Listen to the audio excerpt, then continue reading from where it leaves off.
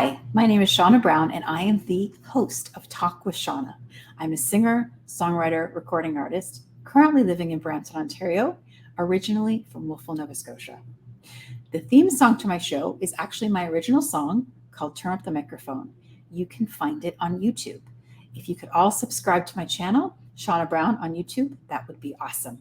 Thanks everybody for watching, and here's the show. Hello, everyone. You are now watching Talk with Shauna right here on the Fired Up Network, Female Empowerment Movement. Now, I am so stoked to have an amazing friend that I've known for many years now. She's a singer, songwriter, poet, composer. Her name is ERIKA, and she's on the show with us today.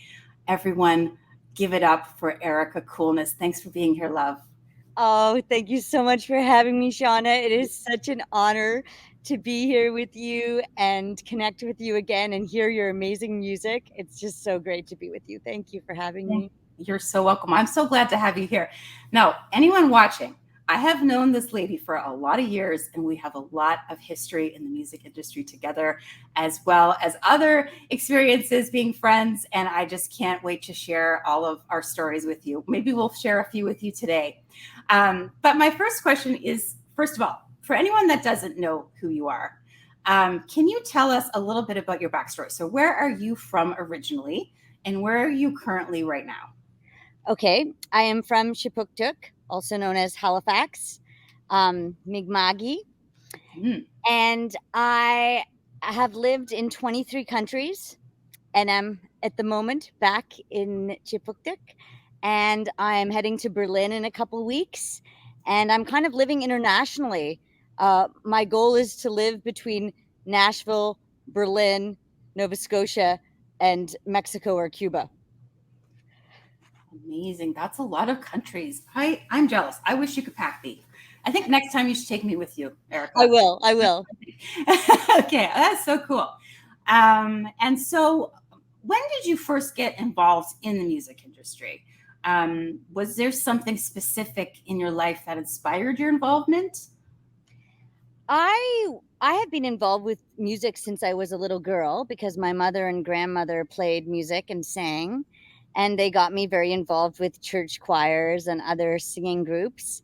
And so I grew up surrounded by music, and I wanted to become a singer-songwriter. I think upon discovering groups like the Indigo Girls and Ani DeFranco, Sarah McLachlan, these people all inspired me to play the piano and guitar and write my own songs. And I started doing that at age 14.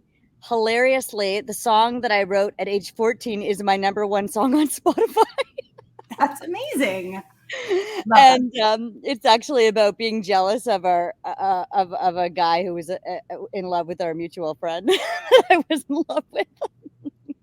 And anyway, but I have been involved in all different kinds of musical projects throughout my life, and started performing my own music, I guess, in around my early 20s. And it's been a journey from there, and I've continued to write and grow as an artist, and I'm always trying to grow and experiment and learn. And I think that's the most amazing part of the artistic process, is there's always room for innovation and growth and inspiration, and you never know what's going to come next in your artistic career. So true. Well, we are lucky to have you, ERIKA. I've always thought you were an amazing talent, and I want to share that with everyone watching. I want them to know how great you are. Thank you. So you said you grow up in a very musical family then, right? Like your family influenced you a lot? Mm-hmm. Yeah. I already know the answer to this, but do you write your own music? Well, just the people that are watching, I know you do, but if you want to tell us a little bit about that. Sure. Yeah, I write songs. I've also written other music that I studied composition in university, so I wrote some classical music as well. But I decided to focus on being a singer-songwriter for social change because that's always where my heart has been. And I find that one of the most direct ways of communicating with people and inspiring people and catalyzing people to create change in their own lives and in our society is by singing a simple song with the piano and the guitar and speaking to people's hearts. And I try to write music that is honest and accessible and can sort of transcend things like culture, age, ethnicity, country, that kind of thing.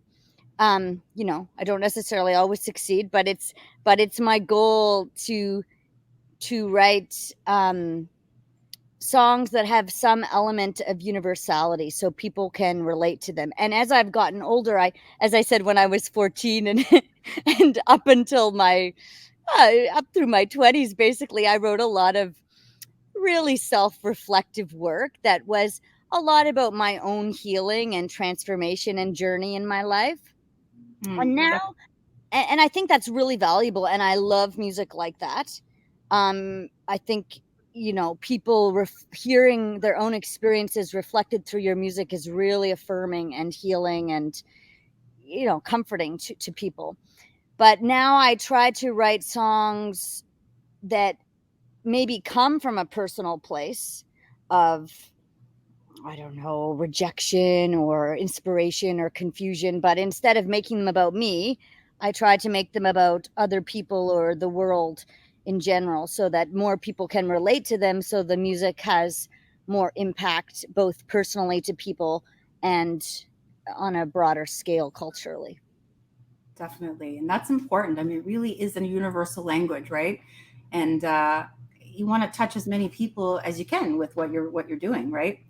Now you had mentioned that you attended school for music. Can you tell the viewers where you attended?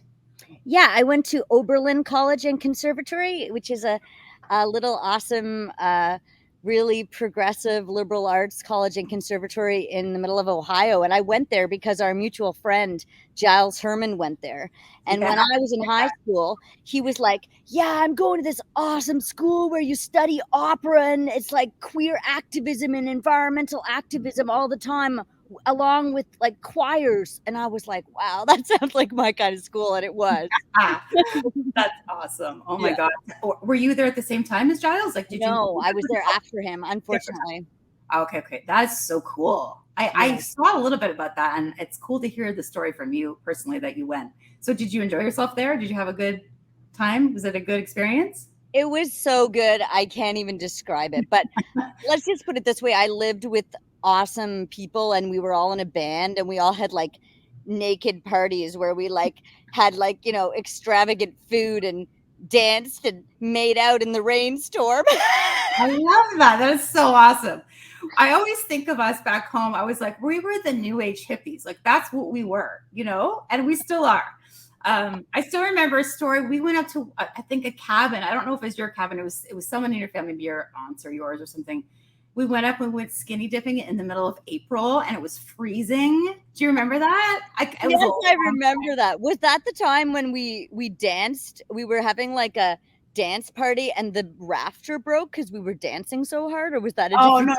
no, it wasn't that one. No, I think it was like there was our friend Daisy was there and her boyfriend and me and Pam and Sarah and Camila, and we all went out into the water in the middle of April, like totally naked, and none of us got sick. I don't know how we didn't, but it was awesome. We're Nova Scotians, that's why. I know, that's right. Exactly. Can't take that out of us, right? So that was One a thing good, you have in common with sorry, go ahead. yeah, it's a good memory for me. I still remember that to this day. It's just like a good memory. What were you gonna say, girl?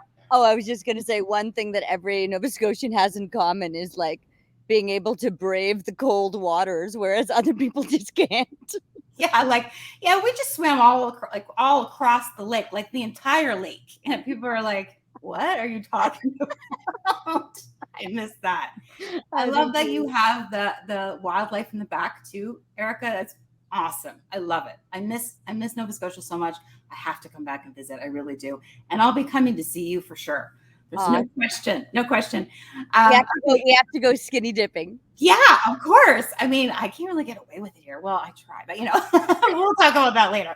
Yeah, I want us to talk a little bit more about your music. So, tell the viewers, I mean, you did sort of touch on what it is you're saying with your music. What style would you put? I know it's hard as an artist to sort of put it into a category, but would you say it's a particular style in general, or? Well, I only describe myself these days as a singer-songwriter because Yeah. I have worked in kind of experimental alternative rock. I have Mm, worked in folk, very traditional folk, and then I've worked in contemporary folk and Americana and roots music. That's sort of a lot of my stuff, Americana roots kind of music. And then you know, my upcoming album is a mix of folk, pop, uh, and jazz. Well, I didn't know it was jazz until I recently submitted it to a couple of playlists, and mm, they wrote back saying, "We love it, but it's jazz." great. And so that was interesting for me. And I've also started writing songs in Spanish because I spent a lot of time in Cuba over the past 10 years, and I got together with a community called Santa Clara, and Mm, they're really, really amazing singer-songwriters, and they invited me to play, and I got really inspired by them and wrote a lot of the album that I'm going to be putting out very shortly called Stand Together there. wow, that's amazing. That's so awesome. I love it. Thanks. I love it. I love it. I love it.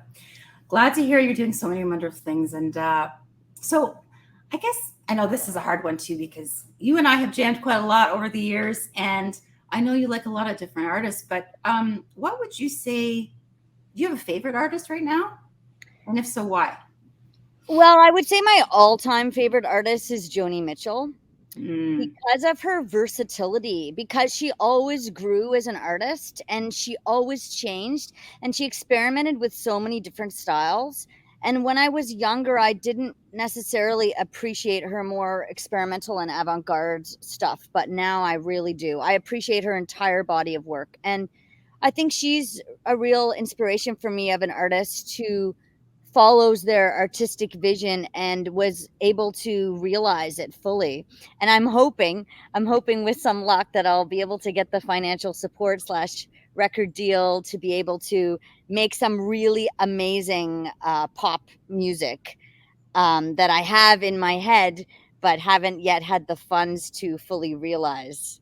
absolutely. You know, when I think of Joni Mitchell, I always associate her with you. I do, because I just feel like you are so connected that way to her in my mind. And I think you're amazing. And I think you should keep going. And maybe one day you can, and I can do a duet or something. We'll figure it out.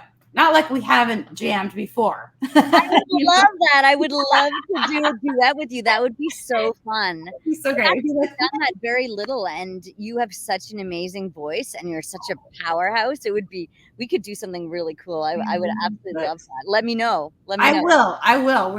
I've got some ideas brewing as we speak, actually. Awesome. Yeah. So okay. So then the next thing I wanted to ask you was, this is a biggie.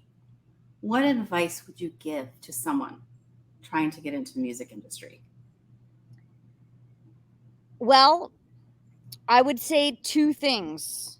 One, follow your heart. Don't believe other people's opinions of you, because I've been really held back a lot in my life by listening to other people's opinions about what I should and shouldn't do. And Hmm. I think it can be very confusing for people, especially people who really have their own artistic vision. Right. And then the other thing is kind of the opposite of that, which is, yeah, educate yourself on the music industry. And if I were to do it again, I would not go to Oberlin and study classical music and composition, because I think that informs everything that I do. And I hope to be able to write symphonic music again.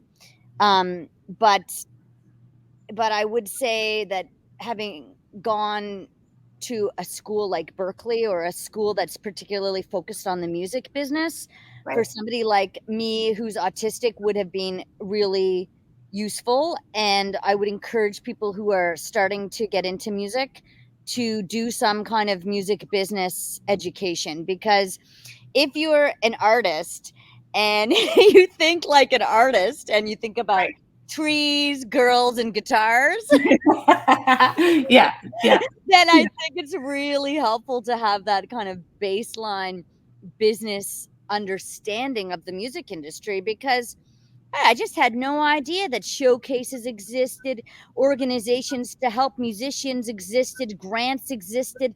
I wanted to open for the Indigo Girls, but I had no idea how one would do that. And, many things that were dreams that I hope will soon be realized could have been realized a lot earlier had I had some basic education about the music industry. So I think that's really important. A, be true to yourself, and B, learn what you're getting into, because it's not for everybody, as you know.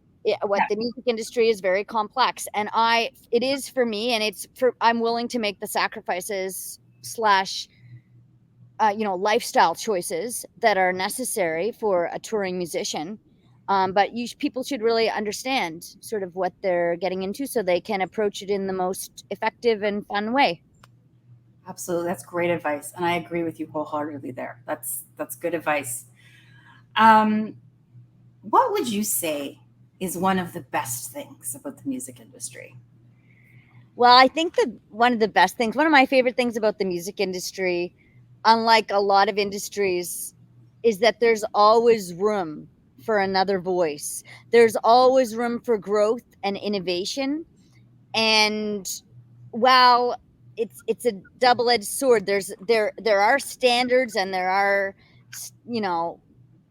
moments, and a lot of people want you to conform to particular things. But if you can stick with your artistic vision and fully realize it and create something new that people haven't heard, then it can, change your life, your audience's life, and the world. It's an incredible forum. The music industry. I mean, I went into the music industry because of what a powerful cultural tool it is.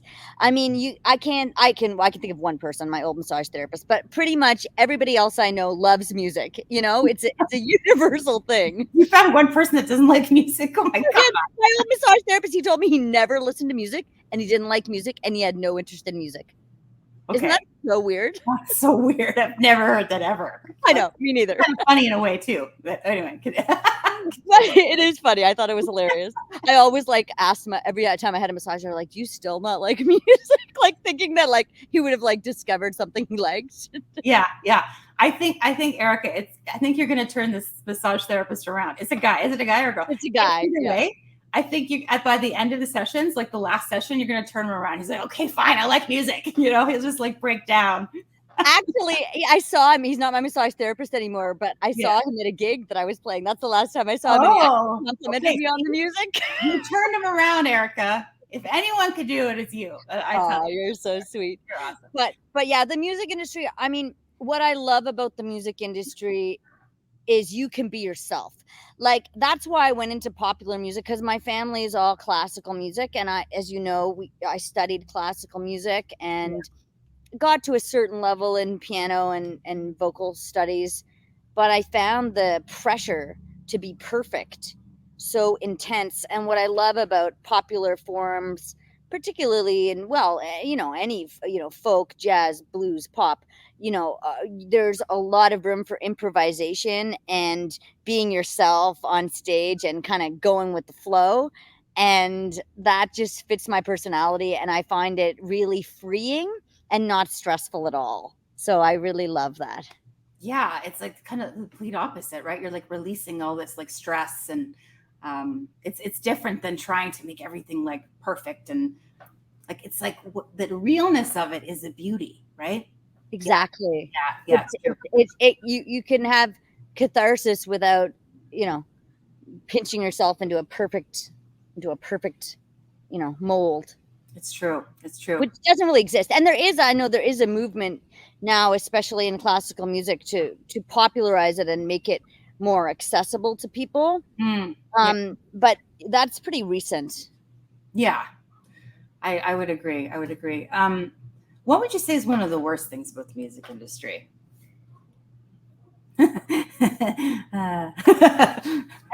People there. Yeah. People trying to fit you in a mold. Yeah. And people thinking that their idea is the only way to go. I've experienced a lot of prejudice from, I'm not going to get into who from, Yeah. but regarding wanting to be a musician who, I would say not all of my music, maybe like a tenth of my music is focused on social justice issues, but receiving a lot of flack for that and not being able to get the support that I wanted. Now, ironically, it's getting popular to be a social justice focused musician, which I'm very happy about. Yes, definitely. I mean, it's kind of like that whole movement is becoming more popular, I guess you could say. There's more of a spotlight on it. I know that you've been doing it for many years, and so I'm glad that it is getting that attention that it needs. Of course, we both know it needs way more attention, but anyways, but yeah. Yeah, but I'm So glad that sorry, go. no, that's okay. You were You saying, now in the music industry, at least you are allowed to say your opinions, yeah, and if you've experienced misogyny or racism, you can talk about those things publicly without getting blacklisted in the same way that you did years ago. yeah, which is good. We are making progress. Hmm.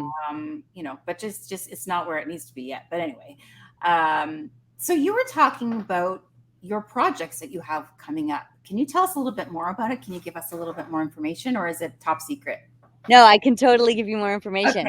okay, So I wrote a lot of the songs in Cuba, and I wrote some of the songs in the USA and some in Berlin, and I think Nova Scotia too. I'm not sure. And it's called Stand Together, mm, and it's about healing both personally and culturally, and working together across differences, cultural differences, and national borders to work for peace. And yeah, it's about love and empowerment, like all of my music is. Um, and it's a lot of solo voice with piano, and then there's some fully produced numbers that are my Spanish songs that I recorded in Havana, at my idol studio, Silvio Rodriguez, who's like my oh favorite singer songwriter. my So that goodness. was very exciting. And I also recorded at Cuba's national recording studio called Egrem, and I recorded some of them in Signature Sounds in Connecticut, where I have recorded previous albums. And so yeah, it's a mix of American and Cuban kind of sounds and culture coming together, and yeah, inviting people to look a bit deeper at themselves and at our world and what's needed for refugees, immigrants, people fleeing domestic violence. I had to leave an abusive relationship in 2017, and there's one song on the album about that. And the song "Stand Together" is for refugees. My grandmother was a refugee from Hungary to Colombia, and my mother was a refugee from Colombia to the U.S. and then Canada. And so it's a very topic that's very close to my heart. And I think in this time of a globalized world, we all need to look beyond ourselves and think about how we can help people, because if you're part of a country that's inflicting war on another country, then it's your responsibility to help the people in that country. Just like if you're part of a community, and well, I won't try to get into another example, but you understand my point. Oh yeah, I it, the point the I guess, yeah, I guess the album is an invitation to listeners to look at themselves and love themselves and find their own power, and also support everybody else finding their own power and thinking outside of the box in order to do that, because I think we're living in a time with so much division and so much judgment and so much self-righteousness on all sides. And I think that we really need to get back to humility and love and following the teachings of our elders and ancestors and whatever religion or ideology we choose to have or choose not to have. It doesn't matter. There's basic ethics and morals. And like today, I was walking in downtown Halifax and this elderly lady fell down in the middle of the street, and the only people that offered to help her were homeless, unhoused people. And I was just a little bit shocked. And Yeah. that's the kind of thing, like we just need to stop living so much in our little bubbles of what social media tells us to do, and actually, be more involved with ourselves and with our communities, both locally and nationally and internationally. Wow, I can't believe that nobody helps that person. That is so terrible. I hate Well, they did. Sorry, you said unhoused people did, and that's great to hear. But our society needs to be more like that as a whole. Like, where has our society gone? Like, there's just no humanity. it's very shocking, isn't it? Mm-hmm. I saw a TikTok video about a guy on the 401 who was like, some guy was on the 401 for like 45 minutes, like lying on the ground in a traffic jam before somebody called for help. Wow. And I was very shocked, and I just, I don't really know what the solution is, because everything that we're being fed is like capitalist, consumer, image. You got to be perfect. You got to do X, Y, and Z, and you got to work till you drop. And to go against that, I recently got some psychotherapy from a cool German woman in Mexico, and it was just like free psychotherapy on the beach. Oh, nice. It was really awesome. That's the best kind. Yeah. And she confirmed to me, what I've always felt, that it's really important to follow your heart and do what you think is the right thing, even if it's not always socially acceptable. And I really struggle with that, because I'm a very outspoken person, and sometimes people get, rubbed the wrong way if I challenge people's boundaries or ideas. But it's always coming from a place of love, and I don't think that if we don't like wake people up, who will? You know what I mean? True. It's true, Erika. It really is. Like, people, everybody needs to be woken up. They do. They need it. I feel like you're doing a lot of that with your music, as well as I like to hope I am with mine too. And I one day picture us going on tour together, girl, across the globe or something. Oh, that'd be so fun. Oh, I want to play in a stadium with you. Oh my God. Okay. And we're working our way there, girl. So it's going to happen one day. I have faith. It will. Can you imagine how fun that would be? That would be so unbelievably fun. Great. Then we can go skinny dipping afterwards, right? Yeah, all around the world. I know. We're like, hey, we can do this Nova Scotia. We can do this anywhere. We're like, we have private security guards now. Yeah, to deal with that. You don't like it? Oh, well. Yeah, for sure, girl. I love it. I love what you're representing, and keep going. I have so much faith in you, and I'm proud of you, and keep going. Don't take a no for an answer, girl. Don't. Okay? Thank you. Okay. That's what I need to hear. The feeling is mutual. Good girl. And you're an inspiration to me. Aww. Someone, realizing your dreams. I mean, that video you showed me, that was amazing. The music, the production, your voice, always your voice. Thank you. And I think, we have to hold each other up and support each other. And I was so excited to get your message that you wanted to have me on your show. I feel so happy to connect with you, and I hope if anybody's watching this who wants to be an artist but hasn't fully realized their dream, my message to you is go for it. And I need to hear that from you, the don't take no for an answer, because that's really the most important thing in life, that, you know, people will not understand your project or reject you, and you just have to keep going till you find the people that do. A friend of mine, this cool lesbian from this lesbian inn in New Hampshire I used to play at, she told me that she lost her job, and she was, you know, a big like executive kind of job, and then she couldn't get a job, and she Mm. applied to 100 jobs before she got a job. And I had been like trying to get on Ellen and like trying to do a couple of things, but I only tried to do like a couple of things.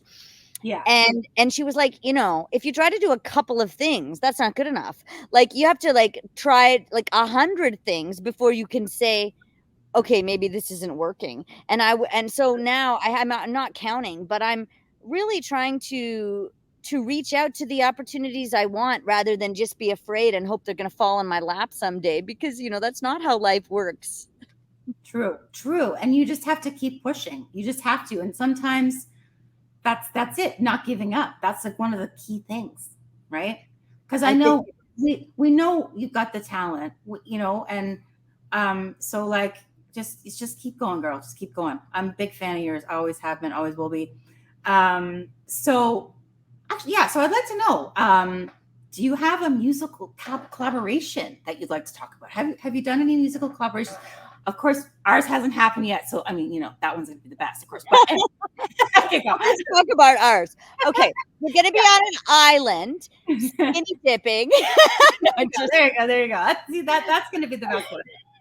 No, honestly though, have you done any collaborations that you'd like to talk about though in the past with other artists or anything? Or Yeah, I collaborated with some Cuban musicians, and my latest single, Santa Clara Moon, and my upcoming single, Swimming with Dolphins, were both recorded with this amazing pianist named Alejandro Falcon, who's from Havana and is a really hot jazz pianist. And he recorded a couple of different songs with me. We had a very limited time in the studio, and I brought him this one song, Montreal, that is like 8 minutes long and has like 15 chords in it, and is kind of through composed and very complex musically. Mhm. And he learned it in, you know, 5 minutes, literally 2 run throughs. We did one run through where he made a mistake, and another run through he played it perfectly. And he just, you know, just from his head.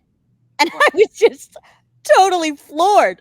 I'd never seen anything like it, and ever since I've wanted to go on tour with him. And he recognized me. He said, "You're a rock star," and I was so it was so wonderful to be seen by such an amazing musician. And then he said maybe we can go on tour and play with symphonies and stuff. So that's my dream. And I'm also booking a tour for next year with my friend Jaima Orozco, who's an incredible Cuban singer-songwriter.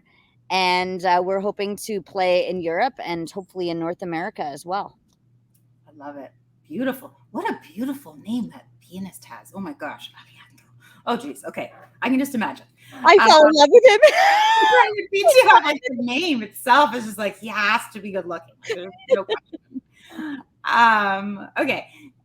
So what is the most, this is kind of a hard one too, but I like to ask those hard questions. What is the most exciting show that you've performed to date? I know that's a toughie probably, but, or you can at least tell me one. It doesn't have to be your most favorite. I know it's sometimes hard to choose, but. It's hard to choose one, but the show that I was sort of the most thrilled about was Copenhagen Pride. I played main stage Copenhagen Pride in 2016, and it was just an honor to be on that stage with, you know, like, I don't know, half or all or a lot of Denmark was out in the streets supporting queer pride. And it was a really amazing experience and really fun. And it was my first time on a really big stage, and I got to sing my songs. And yeah, I hope next time it'll be with the band. Yeah, that's amazing. That's an amazing story. I like it. I love it. Thank you. So I want to know, everyone watching wants to know, I'm sure, where can we find you on social media? Can you just tell us a few of your links? Sure. Well, my website is erikakulnys.com. Okay. ERIKAKULNYS.com.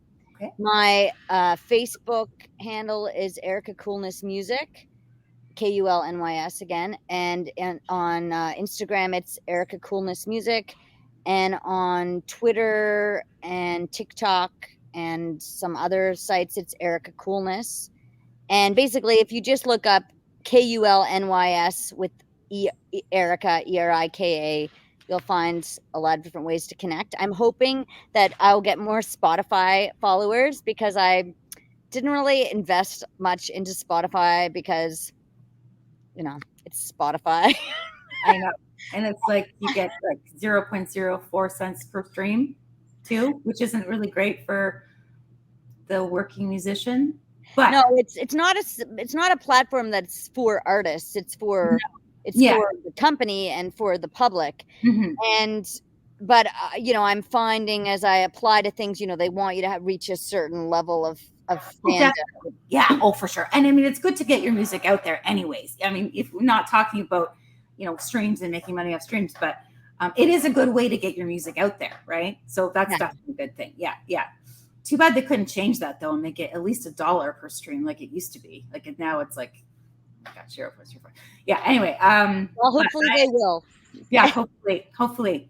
I mean, a lot of like major artists like Joni Mitchell, Neil Young, and a bunch of other people pulled their music from Spotify. Mm-hmm. Yeah, with good reason, because really, like that's just their, yeah, it's highway robbery. Really, it is. But yeah, so and if everyone would like to follow any of, I'm sure you want to follow it. Any of Erika's sites are all running across the bottom right now. So just take a look at it. You can see all of the places to find her amazing music and to follow her. And please, everybody, follow her because she is a rising star. She's always a star in my mind, and she's rising every day. And please follow her, like her, follow her, all of her stuff she's doing. Watch out. This girl's got amazing things coming. I just know it. And I'm really happy, Erika, to have you on the show. I'm happy for us to talk. It's been so long. I haven't been back to Nova Scotia in a while, but when I do go back for a visit, you are definitely one of the first people I'll be seeing because I love you so much, girl. And keep up the amazing work that you're doing. Thank you so much for being on the show. Thank you so much. I love you so much. And you're an absolute inspiration and a gem in this world. And I hope that everybody is as kind and tenacious and talented and loving as you. Oh, mwah. Love you, girl, so much. Love you. Before I go, I'm going to say my last thing I always say at the end of my show. Let the music live through you. Don't forget it. Thank you so much, Erika, for being on the show. Everybody, go out and follow this girl. She's amazing. Okay. We'll talk soon, my friend. Thank you, SHONNA. So much for being on the show. Talk soon. Talk soon. Bye. Bye.